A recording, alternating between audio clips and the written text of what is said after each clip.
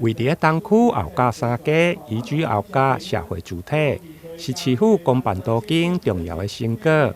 透過公私協力，農資的獎勵回饋，處理175戶的社會主體，一戶公共托育中心、勞工服務的據點，甲着3戶的店鋪。2月2號上午舉行動土典禮。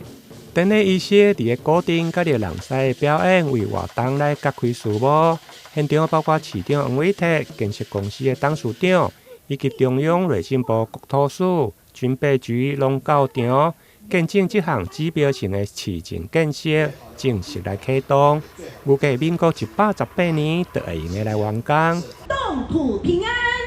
動土平安。第三敲，祝一切圓和吉祥，圓和吉祥。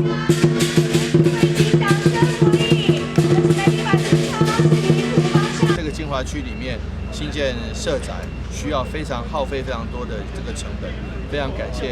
達利建設能夠以這個容積的方式，能夠協助台南市來在東區這個最精華的地區後甲地區來新建社宅，總共取得175戶的社宅。那這樣子的一個量體，這樣子的一個大樓，真的是在台南市來講是屈指可數的。所以說我們非常感謝達利，那也謝謝各位，包括國土署、包括軍備局、包括國產署能夠協助地方政府把這個社宅政策落實下來，那讓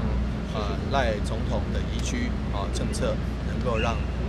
更多好朋友能夠進入社宅。很高興我們達利建設扮演這一次都市更新的這個後甲社宅的這樣的一個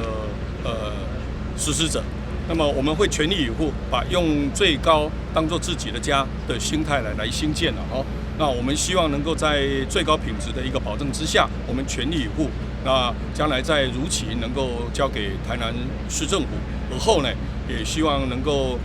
由台南市民共同來有這樣的一個社宅，是一個很好的一個地點跟一個環境。另外，在動土儀式過後，達利建設嘛公布捐贈1台幫浦的消防車，和市府的消防局，